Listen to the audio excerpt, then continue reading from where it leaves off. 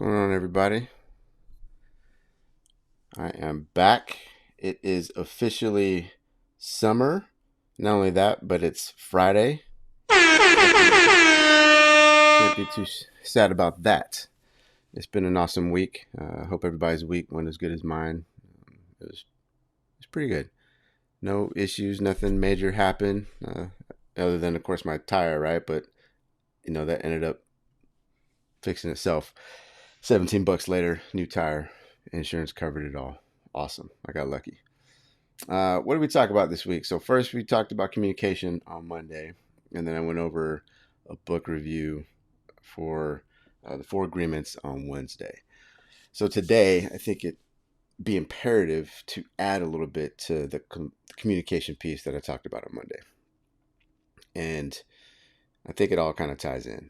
So we talk about the difference between responding and reacting, right? And this is both in your professional and your personal life.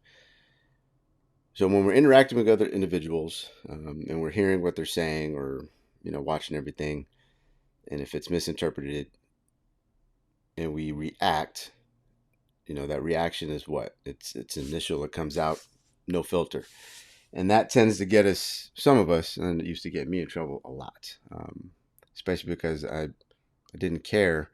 Um, I just didn't care.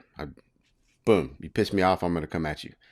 Well, as I got older and started working with various individuals and, talking to leaders that I worked with or worked under, and of course, mentors, I learned that it's better to sit back for a second and take a couple deep breaths before you actually speak. And here's why. Because if you initially throw something out there as a reaction, there's no thought put behind it. You're just going for the throat, right? And depending on what the situation is, of course, this is with professional and personal communication. It is better to sit back and really let whatever was said sink in. Sometimes you do need to step away and say, you know what, I need to think about this for a minute. I'll come back. That is the important thing. Because you put thoughts together and then it gives you a chance to really take in what they said, what they potentially meant. And if you're not sure what they meant, you can come back with the first question being, okay, did I understand you correctly? Is this what you meant? If we can do that in everything, I think life would be a lot smoother, right? And let's go back to the social media thing because this is the thing. Initial reaction to things is to put out there a bunch of angry words. And now, don't get me wrong, I've done it. And then I type and I'm just going at it. And I've got this dialogue going, just boom. 3 paragraphs long. And then I look there, take a deep breath, and I control A and delete everything. Not worth it. Why? Because I sat back for a second and thought about it. Is this answer that I'm giving appropriate? Is it going to do anything? Is it benefiting anybody? Is it benefiting me? Most likely not. So sometimes I'll come back and I'll shorten up the answer. And I typically feel better about it afterwards, right? I didn't get all angry. I wasn't yelling in all caps on Facebook or Instagram, whatever platform, I happen to be on at the moment.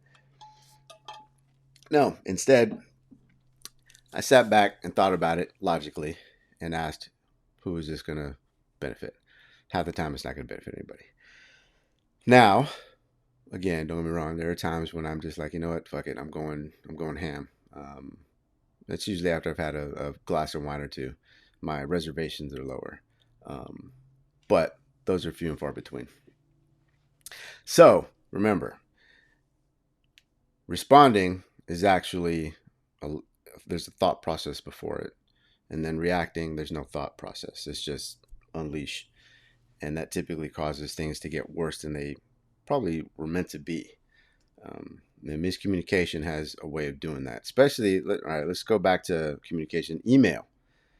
One of the worst things we can do is react to an email. And I've done this. I've done this a few times. My former boss, believe he's Lieutenant Colonel now, Bodenheim.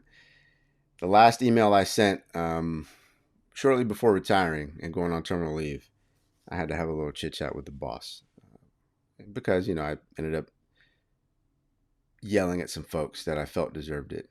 But my heart was in a good place. I didn't like the way they were speaking to my troops. And it wasn't anything other than that. If he had been speaking to me that way, I would have been all right, whatever, I can deal with it. But I didn't like the way this individual went after one of my guys. So I decided to respond in kind. Um, Probably shouldn't have done it. I think if I, after as soon as I hit send, I'm like, damn it. So I went in my boss's office. I'm like, here's the deal. You're going to be upset. And I apologize in advance. And then he read the email. He's like, come on, man.